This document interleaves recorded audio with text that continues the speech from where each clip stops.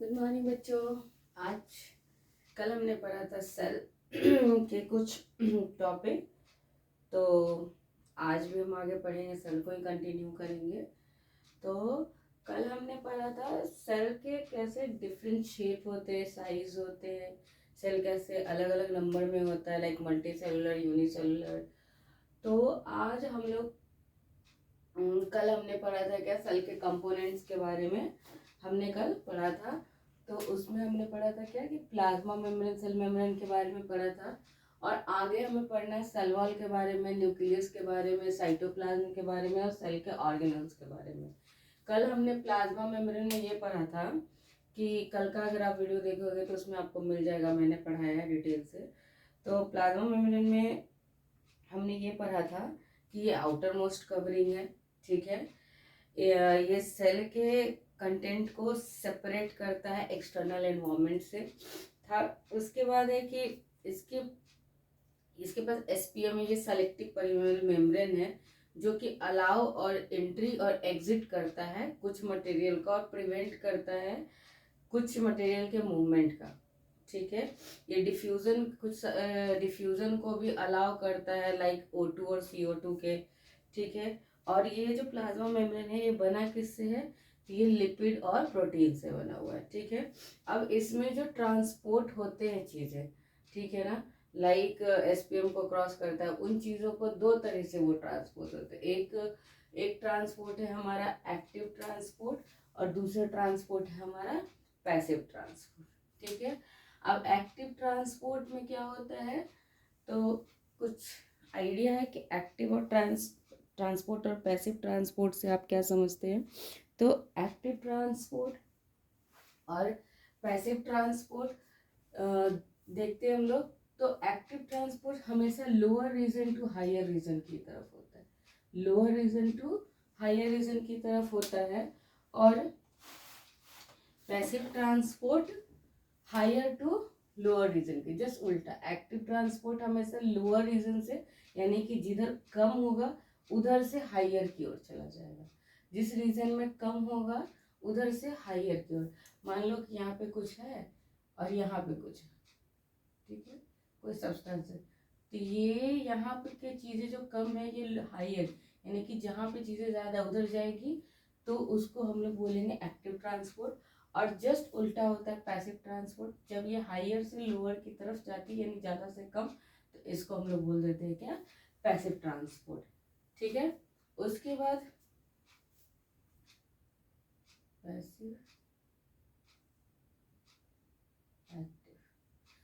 उसके बाद इसमें क्या होती है, एक्टिव ट्रांसपोर्ट में एनर्जी की जरूरत होती है, एनर्जी की, ठीक है, किसके फॉर्म में, एटीपी के फॉर्म में।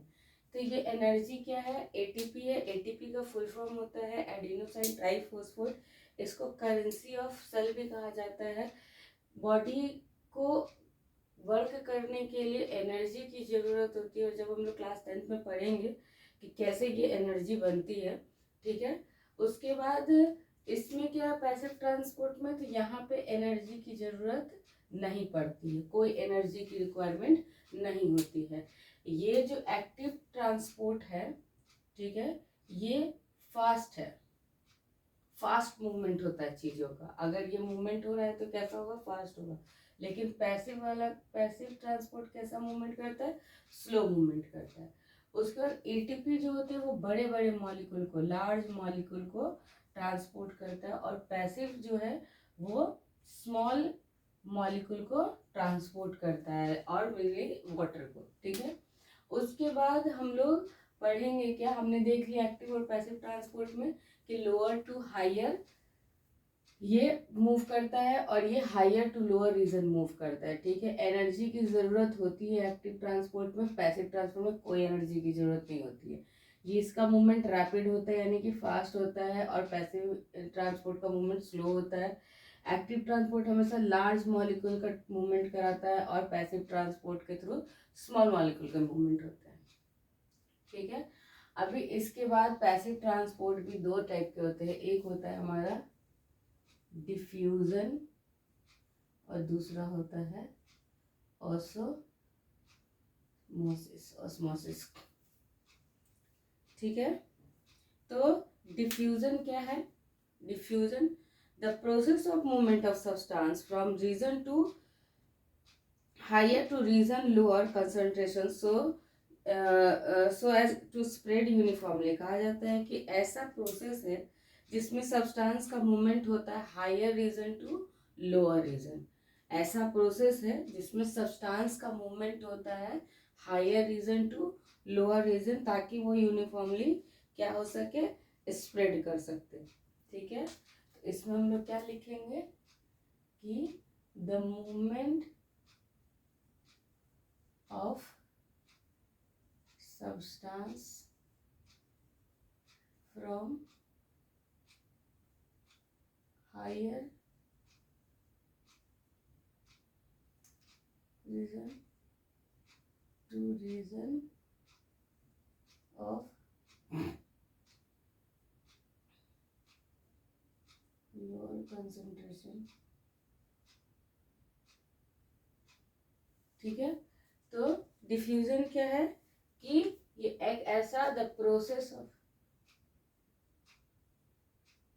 Of movement of substance from higher region to region of lower concentration.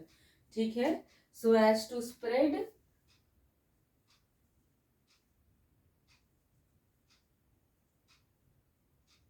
Uniformly.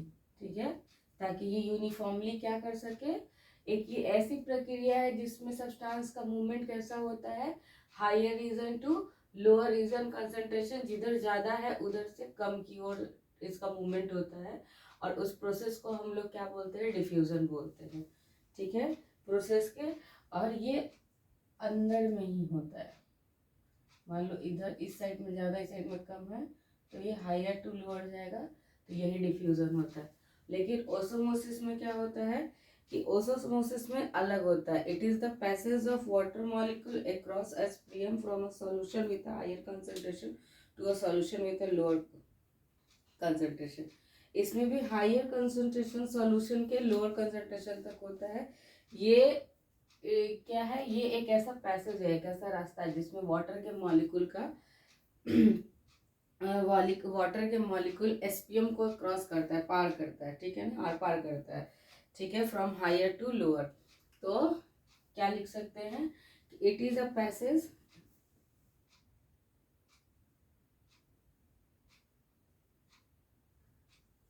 It is the passage of water molecule. It is the passage of water molecule. ये एक ऐसा रास्ता है जिसपे वाटर मॉलिक्यूल्स एक cross करता है किसको, एसपीएम को।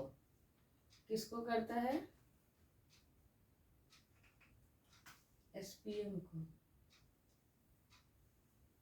ठीक है, एसपीएम को across the SPM from solution of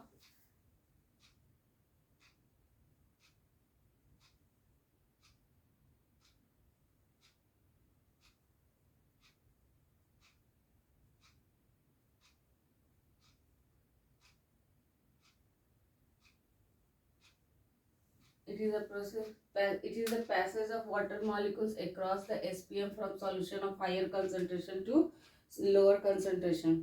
ठीक है, तो ये हो गया osmosis। there are two types of osmosis। first is endoosmosis।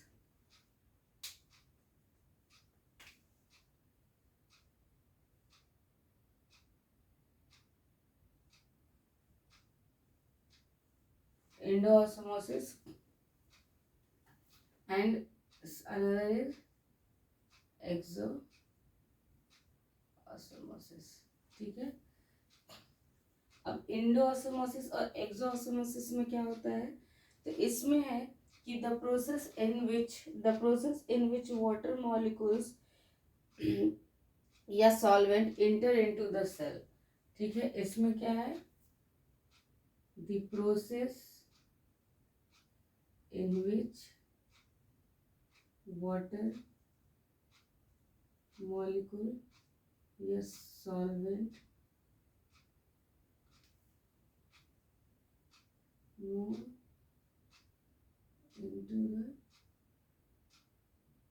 Into cell, ठीक है।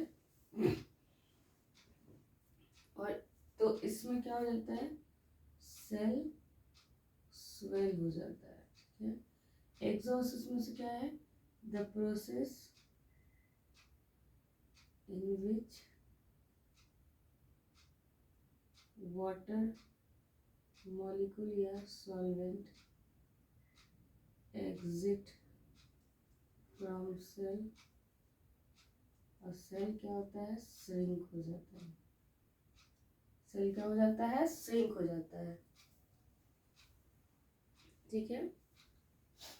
लाइक ऐसे ये क्या हो रहा है, यहाँ सेल रखा हुआ है और ये सारे के सारे वाटर मॉलिक्यूल और सॉल्वेंट सेल के इनसाइड जा रहे हैं और सेल क्या हो जाएगा, स्वेल हो जाएगा, ठीक है। यहाँ क्या हो रहा है, सेल से सारे के सारे वाटर मॉलिक्यूल या सॉल्वेंट बाहर आ रहा है, तो लास्ट में सेल क्या हो जाएगा, सिकुड़ जाएगा, ठीक है, श्रिंक हो जाएगा।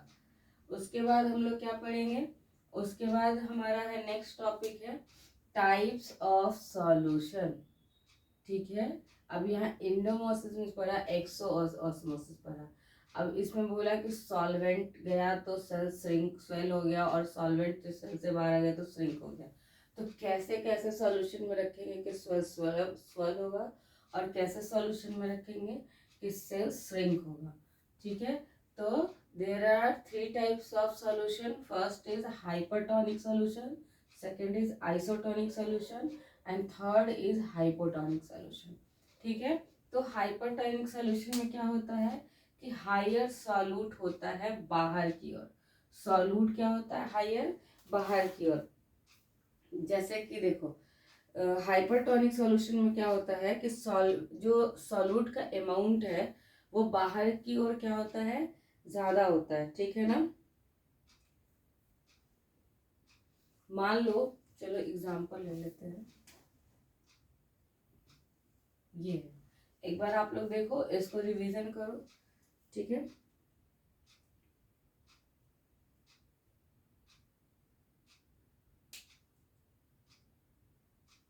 देखो ये मान लो यहाँ पे हमने सॉल्यूशन लिया है, इस सॉल्यूशन में सॉल्यूट का अमाउंट ज़्यादा होगा और सॉल्वेंट का अमाउंट कम होगा।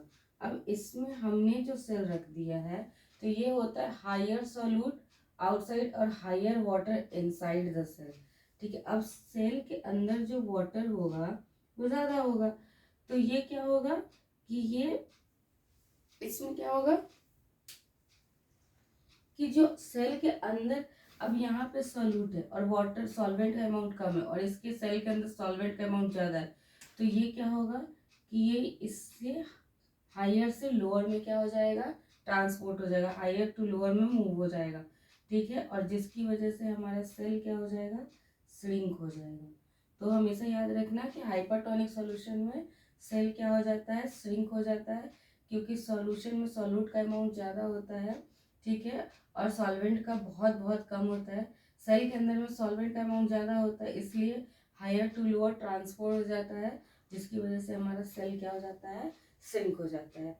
आइसोटोनिक सॉल्यूशन में ऐसा कुछ भी नहीं होता, इक्वल सॉल्यूट होता है अंदर भी बाहर भी, ठीक है। हाइपोटोनिक सॉल्यूशन में क्या होता है, तो इसमें भी एग्जांपल देख लो कि मान लो ये सॉल्यूशन है, ठीक है।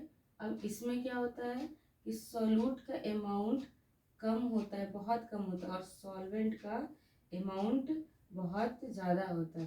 तो ये जो हमने सेल रखा है इसके अंदर क्या है, ऑलरेडी इसमें सॉल्यूट का अमाउंट क्या होगा, ज़्यादा होगा, और सॉल्वेंट का अमाउंट कम होगा, जिसकी वजह से सॉल्वेंट हायर टू लोअर क्या हो जाएगा, ट्रांसफर होगा, और उसके बाद ये क्या हो जाएगा, सेल इसका क्या हो जाएगा, ये भी सॉरी सेल इसका क्या होगा, स्वेल हो जाएगा, क्योंकि इसके अंदर सॉल्यूट ज़्यादा था, सॉल्वेंट कम था, तो हमारा सॉल्वेंट अंदर जाएगा सेल के और सेल को क्या करेगा, स्वेल कर देगा, ठीक है। तो एक बार देख लेते हैं हाइपरटोनिक सॉल्यूशन में हायर सॉल्यूट होता है बाहर की ओर सॉल्यूशन में, और हाइपोटोनिक में हायर सॉल्यूट होता है सेल के अंदर में, ठीक है। आइसोटोनिक में दोनों इक्वल होता है। हाइपरटोनिक में हाई वाटर, सेल के अंदर में वाटर ज़्यादा होता है, ठीक है। और आइसोटोनिक में दोनों तरफ इधर भी लाइक ये सेल है तो इसमें भी वाटर होगा ज़्यादा और इसमें भी होगा वाटर ज़्यादा, सॉल्यूशन के अंदर में भी वाटर ज़्यादा होगा, ठीक है। उसके बाद क्या बोल रहा है कि वाटर मूव करता है आउटसाइड आउट सेल, ठीक है ना। सेल के बाहर वाटर आ जाता है इधर, और सेल क्या होता है, श्रिंक होता है। इसमें कोई मूवमेंट नहीं होता, सेल जैसे कि तैसे ही रह जाता है। Water movement in cell swell. अब इसमें क्या होता है कि वाटर का मूवमेंट सेल के अंदर होता है और सेल क्या हो जाता है, स्वेल हो जाता है, ठीक है। अब इसके बाद हम लोग क्या पढ़ेंगे, इसके बाद हम लोग पढ़ेंगे, ठीक है ना, कि अब एक और टॉपिक है हमारा एंडोसाइटोसिस और एक्सोसाइटोसिस। अब इसमें क्या है कि जब कोई भी चीज सेल के अंदर मूव करता है, ठीक है, थ्रू एसपीएम के थ्रू, मान लो कि ये सेल है, अब इसके थ्रू इसके पास क्या है, प्लाज्मा मेम्ब्रेन है, और प्लाज्मा मेम्ब्रेन के पास क्या है, एसपीएम है, ठीक है। अब ये एसपीएम के थ्रू कोई भी चीज, कोई भी सब्सटेंस जब मूव करेगा, ठीक है, सेल के अंदर जाएगा, तो उस प्रोसेस को हम लोग बोलते हैं एंडोसाइटोसिस, ठीक है। और जब इसी एसपीएम के थ्रू सेल से कोई चीज बाहर आएगा, ठीक है, कोई चीज अंदर गया तो वो हो गया एंडोसाइटोसिस, और इसी सेल के एसपीएम के थ्रू जब कोई चीज बाहर आएगा तो उसको हम लोग बोलते हैं एक्सोसाइटोसिस। तो हमारा टॉपिक हो गया आज का खत्म। कल हम लोग पढ़ेंगे क्या, सेल के कंपोनेंट के बारे में और थोड़ा सा स्ट्रक्चर के बारे में। सेल के कंपोनेंट क्या है या उसमें क्या क्या उसके फंक्शन है, थोड़ा बहुत हम लोग वो चीज़ को भी देखेंगे, ठीक है। तो अगर आप लोग को एक बार रिवीजन करना है तो कर लीजिए, वरना मैं फिर से एक बार पढ़ देती हूँ। एक्टिव ट्रांसपोर्ट, पैसिव ट्रांसपोर्ट हमने पढ़ा। तो एक्टिव ट्रांसपोर्ट हमेशा लोअर टू हायर रीजन होता है, और पैसिव ट्रांसपोर्ट हमेशा हायर टू लोअर रीजन होता है। सॉरी, एक्टिव ट्रांसपोर्ट हमेशा लोअर टू हायर रीजन होता है, passive transport higher to lower होता है। एक्टिव ट्रांसपोर्ट कोई एनर्जी की जरूरत नहीं हो, सॉरी, एक्टिव ट्रांसपोर्ट हमेशा लोअर टू हायर ट्रांसपोर्ट होता है, ठीक है। और पैसिव ट्रांसपोर्ट हमेशा हायर टू लोअर की तरफ होता है, ठीक है। एक्टिव ट्रांसपोर्ट में इस ट्रांसपोर्ट के जरिए, इस मूवमेंट के जरिए कोई एनर्जी की जरूरत होती है in the form of ATP, और पैसिव ट्रांसपोर्ट में कोई एनर्जी की रिक्वायरमेंट नहीं होती है। एक्टिव ट्रांसपोर्ट में जो मूवमेंट होता है वो बहुत फास्ट होता है। अगर कोई चीज़ मूव कर रहा है तो उसका मूवमेंट क्या होगा, फास्ट होगा, और पैसिव में ट्रांसपोर्ट में मूवमेंट स्लो होता है, ठीक है। एक्टिव ट्रांसपोर्ट में लार्ज मॉलिक्यूल का ट्रांसपोर्ट होता है, मूवमेंट होता है, और पैसिव ट्रांसपोर्ट में स्मॉल मॉलिक्यूल का मूवमेंट होता है, ठीक है। पैसिव ट्रांसपोर्ट टू टाइप के होते हैं, डिफ्यूजन और ऑस्मोसिस। डिफ्यूजन किसको बोलते हैं, the process of movement of substance from higher region to region of lower concentration so as to spread uniformly, ठीक है। डिफ्यूजन किसको बोलते हैं, एक ऐसा प्रोसेस जिसमें सब्सटेंस का मूवमेंट होता है हायर रीजन से लोअर रीजन के तरफ, यानी कि जहाँ ज़्यादा है और जहाँ कम है उसके तरफ, ताकि वो चारों तरफ उसके स्प्रेड हो सके, ठीक है। और ऑस्मोसिस क्या होता है, एक ये ऐसा पैसेज है जिसमें वाटर मॉलिक्यूल, ठीक है ना, अक्रॉस करता है किसको, एसपीएम को, यानी एस सेलेक्टिव परमेबल को आर पार करता है, ठीक है ना। एक सॉल्यूशन, मतलब कि एक सॉल्यूशन है, उसके उसके पास हायर कॉन्सेंट्रेशन है, ठीक है, to lower concentration, higher concentration to lower concentration, ठीक है। उसके एसपीएम को क्रॉस करता है वाटर मॉलिक्यूल, उसको हम लोग ऑस्मोसिस बोलते हैं। जैसे कि